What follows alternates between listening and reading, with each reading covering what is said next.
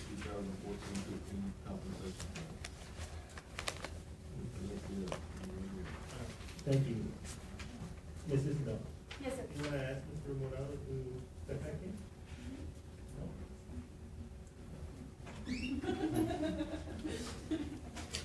No? Okay, item number 7 is discuss and consider approving stipends as part of the 2014-2015 compensation plan. At the last meeting, at the presentation, there were a couple of questions that we had in reference to stipends. One of the requests that was made was for me, or for administration to provide our board, the provider board with the job descriptions, evaluations, and things of this sort as it came or as it related to our athletic stipends. The other request was to get Mr. Rocky James, who is our athletic director, to be here present at the meeting so that he can answer any questions. I have accomplished those two things, but before we get to the actual athletic ones, let's go ahead and discuss the one that has to deal with UIL and curricular stipends. Now, in here, at the last board meeting, if I understand correctly, there were several issues and concerns. The biggest ones being dealing with the GT stipend and the bilingual certification stipend.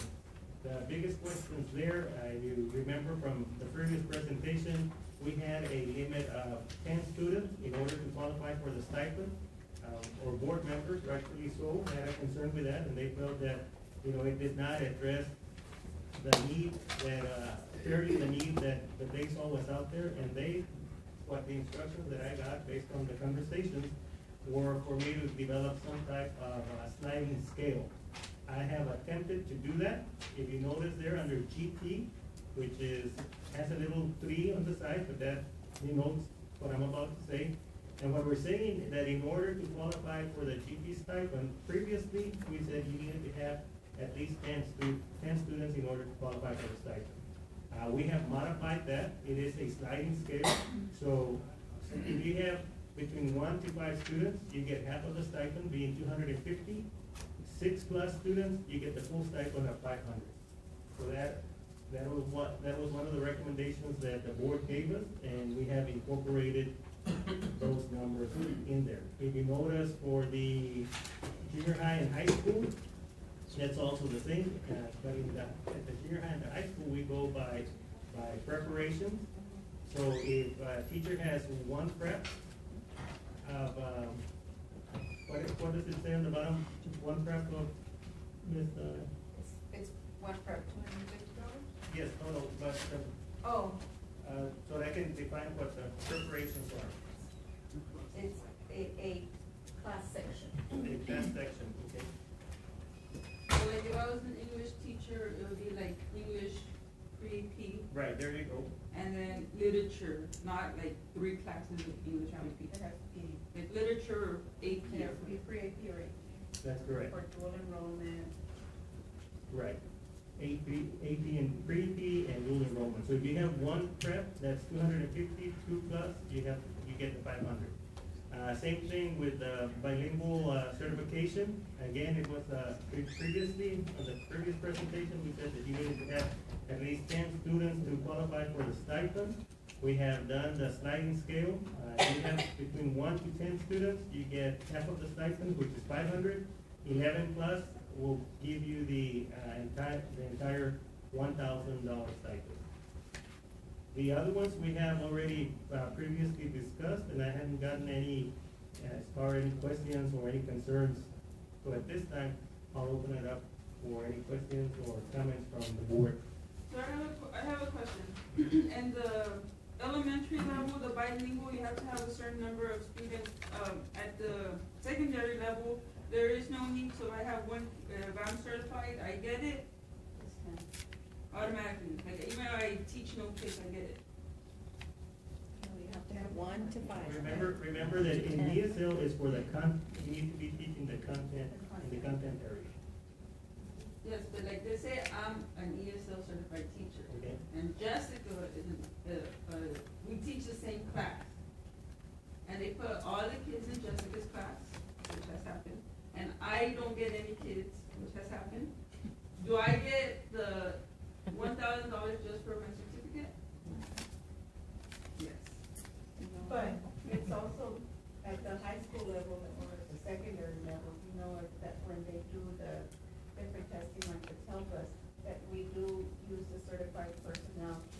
grade and do the writing sample, so that's kind of like a part of the endorsements that we see. So when you do the TELPUS rating, you never use uncertified You know, people? we do.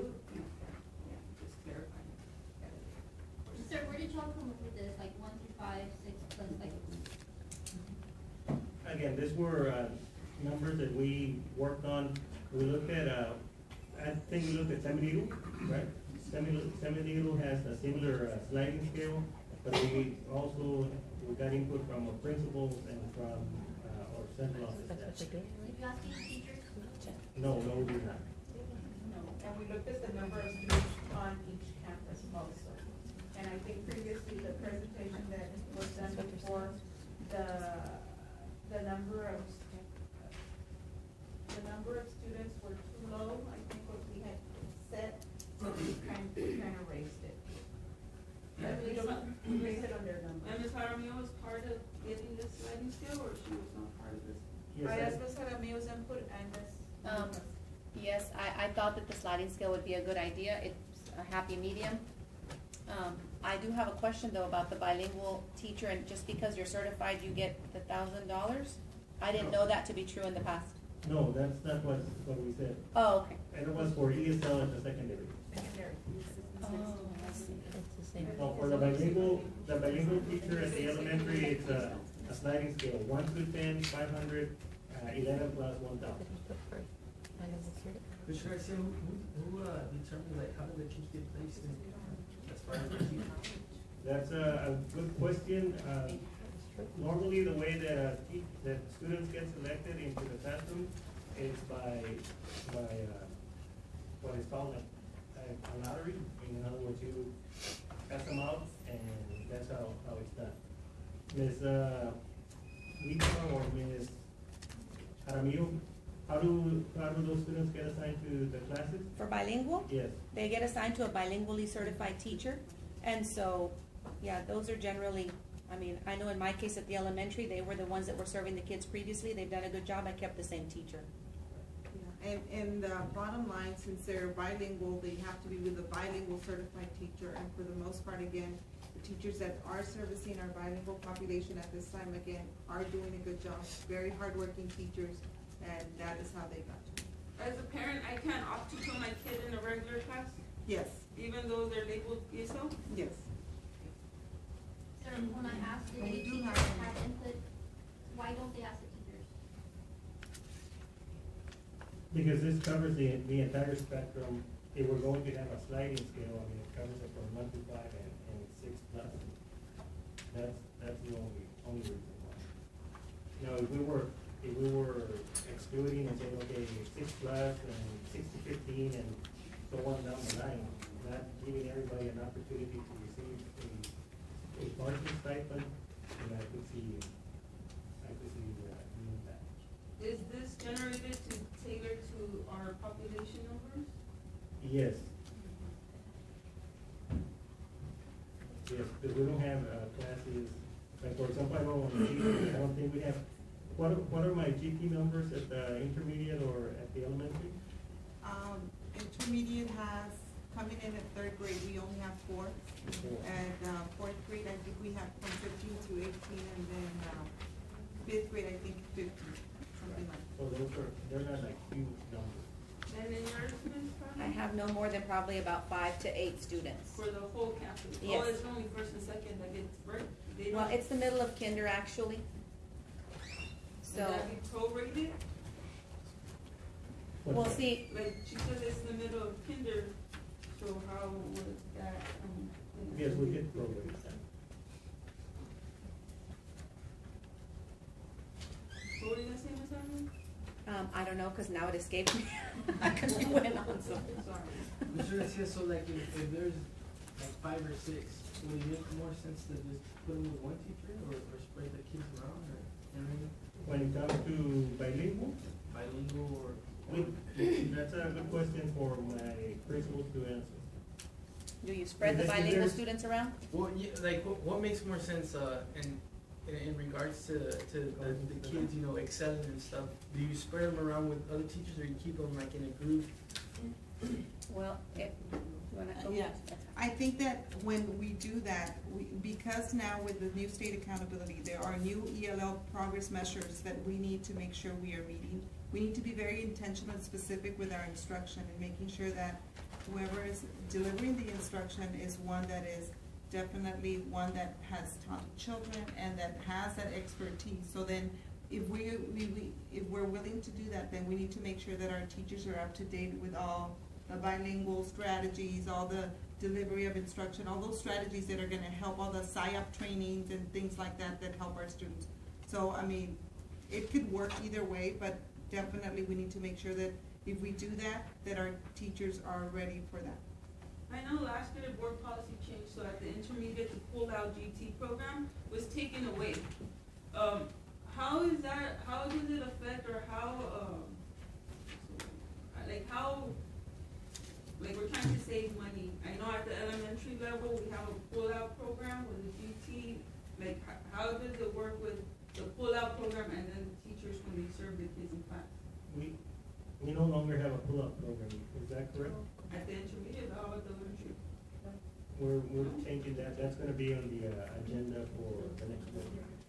And our new focus is to get everybody, all the teachers, GT, trained and certified, so that they're all, the expectation is at that point. And Ms. Gutierrez, since she's not here, she was in the process of contacting Region 1 to see if we could bring, someone to train the rest of the people that are not certified. But that will be addressed at the Monday school meeting. So we're gonna expect our teachers to provide the extra rigor and the GT Or to teach at that to level. teach at that level. So we're only gonna pay the people who, have serving props. Yes.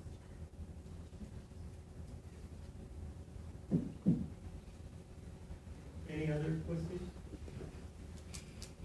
If not, let's move on to the next set of stipends, which is going to be the athletic stipend. I think that this is the one that we've had more discussion on, and we've gone back and forth and have provided several presentations, several proposals. Here we go again. This is a proposal that I think will work.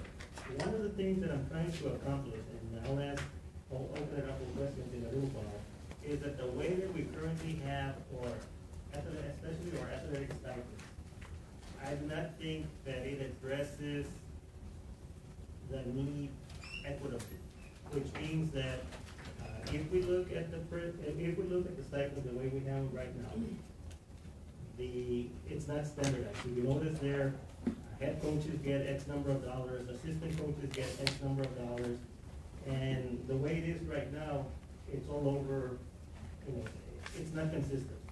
Now, we hired Tassie to do a stipend study, and they looked at 5 other school districts, and it wound up showing several things. One, that first of all, our own stipends were not consistent, and 2, that when you compared our stipends to the neighboring 5 school districts, our stipends were lower. And they made a recommendation to increase the stipend. That recommendation would cost the school district an additional $100,000, which I did not recommend to the board, and I'm not bringing that to the table. The other thing that we tried to address, which really is the thing that I have the biggest problem with, is that if you see our athletic stipends currently, not only do we pay a stipend for the added responsibility, we also pay days. And days are paid at $200 per day. And days vary from anywhere from 3 days to 21 days. How those days get allocated, when those days were determined, that's a long history. I mean, I know that spoken with Coach James, it's been done this way for the longest time. I know it was done prior to him being the athletic director. It was done prior to me being the superintendent. One of the other recommendations that Kathy did was for us to do away with the number of days, adjust the stipends and the value of the stipends based on market study, and come up with a proposal. So this is what we're doing. if you notice, all of the stipends are highlighted, and the reason is because all of them are changing. We're doing away with the number of days. I think that at the last time, when we had this conversation with the board, the biggest issue were the three at the bottom that are highlighted. I had taken those off the table, which is the football inventory, the summer workout, and the off-season. And I had taken them off the table because they had never previously been approved by the board. The issue became that this stipends had been issued previously for the past 7, 8 years. So it wasn't something that started new this year or last year or a couple of years ago. It had always been there. It just never has been approved by the board. So one of the requests that our board made was for me to work with our athletic director and come up with job descriptions, and then make a recommendation whether I felt or whether administration felt that those would be legitimate stipends and that we should continue. The other concern that we had from the previous presentation was that when I took those stipends out, several, I'd say the majority, at least 10 of the coaches were going to be using in excess of $1,500.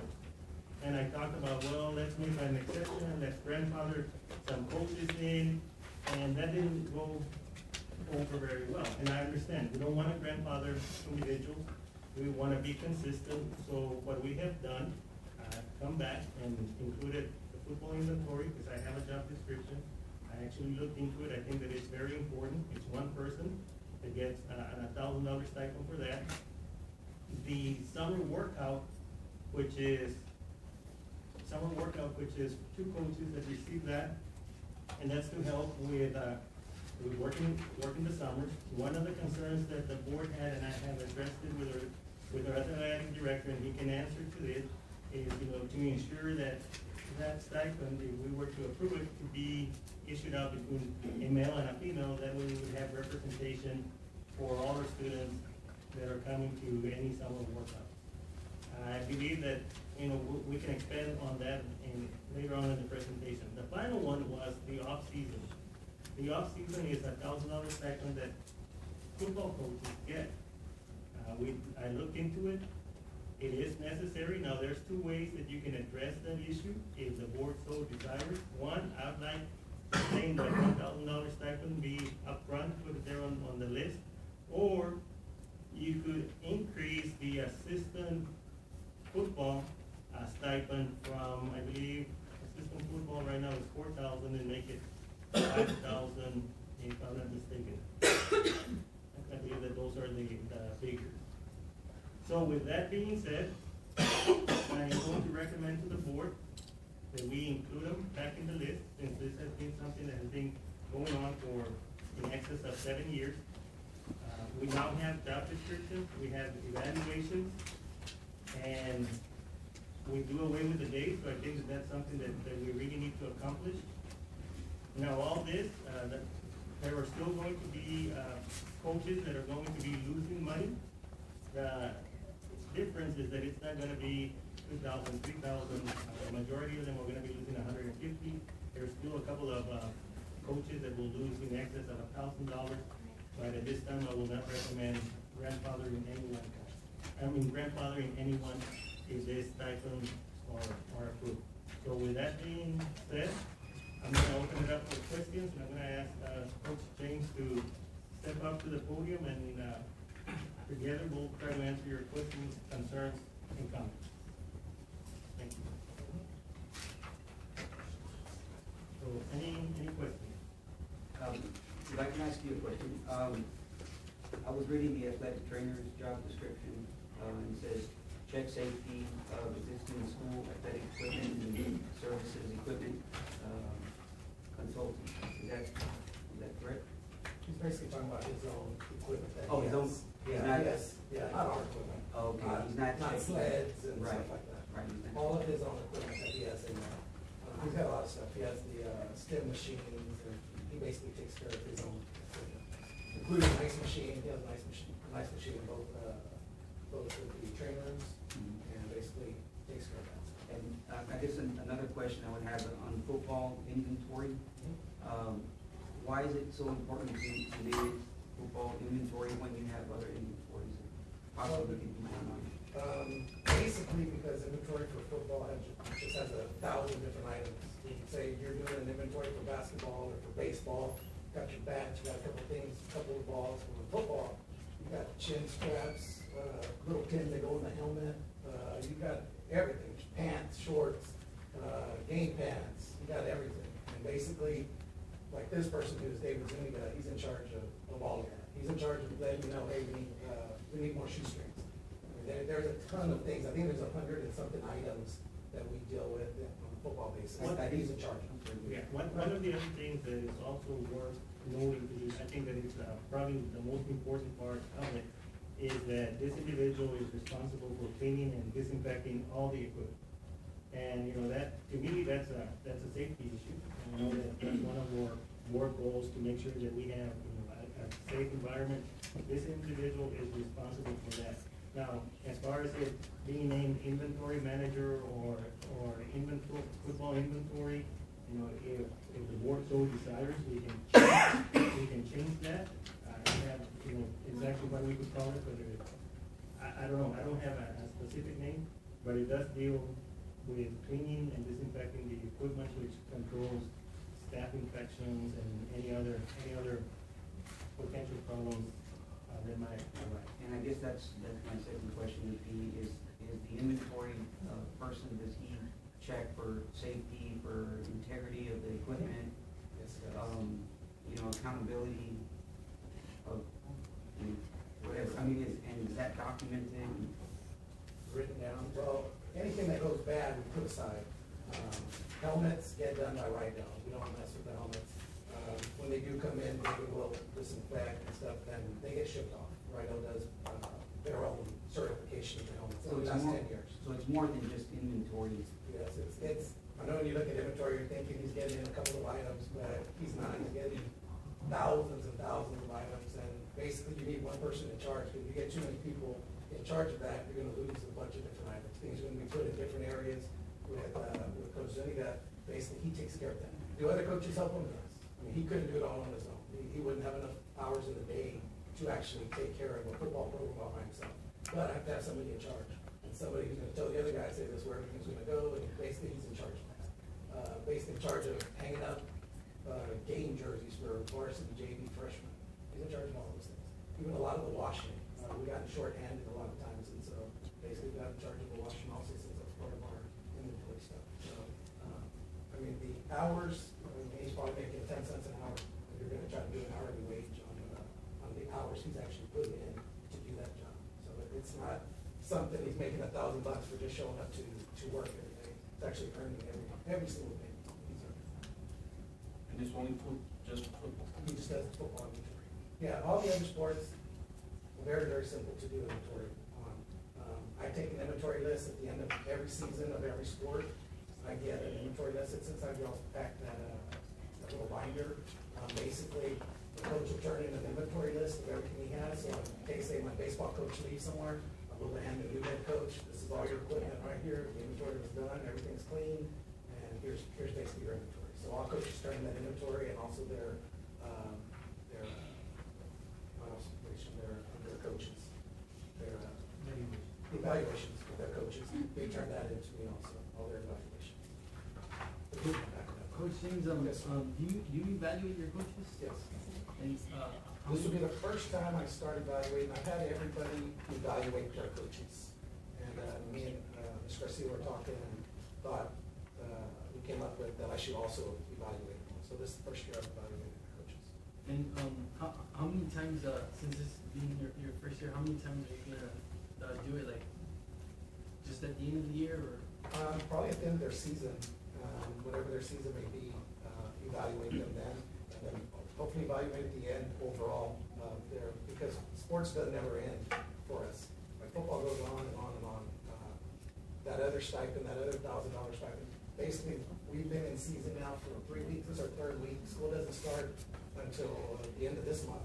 So for that $1,000.